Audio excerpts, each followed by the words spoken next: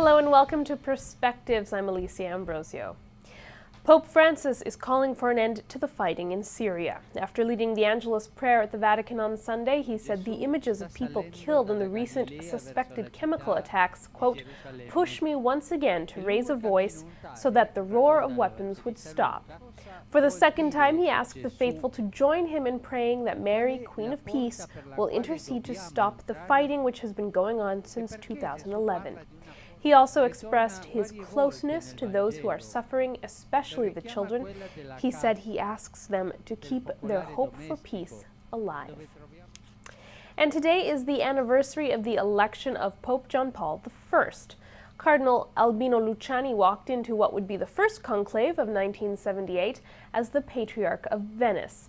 Unbeknownst to him, Italian cardinals were moving their influence to have him elected Pope. Cardinal Luciani himself believed there was no risk of him being elected. However, on the second day of voting, he slowly gained votes until, by the end of the day, he had the majority. It is reported that when the dean of the College of Cardinals asked him, "Do you accept?" Luciani's reply was, "May God forgive you for what you have done." He picked the name John Paul I in honor of his two predecessors, and it's reported that he explicitly referred to himself as John Paul I. And it was John Paul I who started the practice of having an inaugural Mass for the Petrine ministry instead of a papal coronation. He also abandoned the use of the sedia gestatoria, which popes had used for centuries, and referred to himself in the singular form instead of the plural. His papacy lasted only 33 days. He died of a heart attack on September 28, 1978. Now, it's often said that someone who is a jack of all trades is usually master of none, but every once in a while a rare person comes along who is truly a master of many trades. Cardinal Celso Costantini was one of these rare people. He was a diplomat, an artist, a church official, and above all, a priest. His wartime diary was published in Italian in 2009, revealing the Holy See's actions in Rome during that period. Now his diary will be published in English this fall. This weekend, at a launch event in Toronto, we spoke to the man who translated that diary into English. The diary is interesting for historians, for people who are interested in that period, for Italians, but also on an international level, because Celso Costantini was so important to China, he founded the contemporary Catholic Church in China as its first papal nuncio. So there is a group of people, an audience, a community, several communities, the Italians, the historians, the churchmen, who are all interested in this diary, this translation. And this translation project sought to bring this important historical document to light. It's the only history, the only diary of a senior prelate of the Holy See in this period available.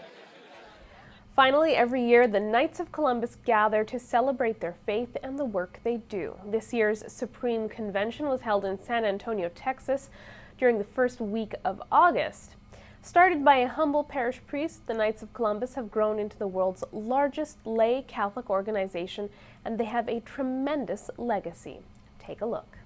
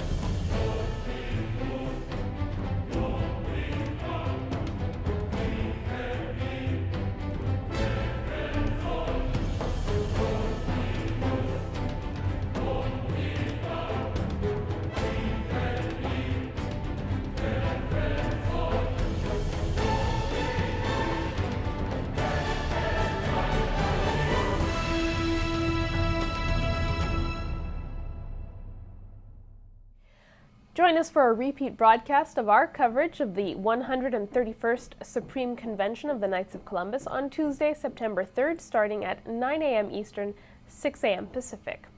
And learn more about the Knights' recent initiatives, such as their response to the tragedy in Newtown, Connecticut, disaster relief for Superstorm Sandy, and their Coats for Kids initiatives. Throughout the day, we'll bring you interviews with influential figures in the church, including a chance to hear from Father Robert Weiss of St. Rose of Lima Church. You'll recall he was the pastor for families affected by the Newtown tragedy in Connecticut. Visit our website for broadcast details. There you'll also find some of our interviews from our coverage. And that's it for Perspectives today. If you're watching on our television network, stay tuned for Catholic Focus.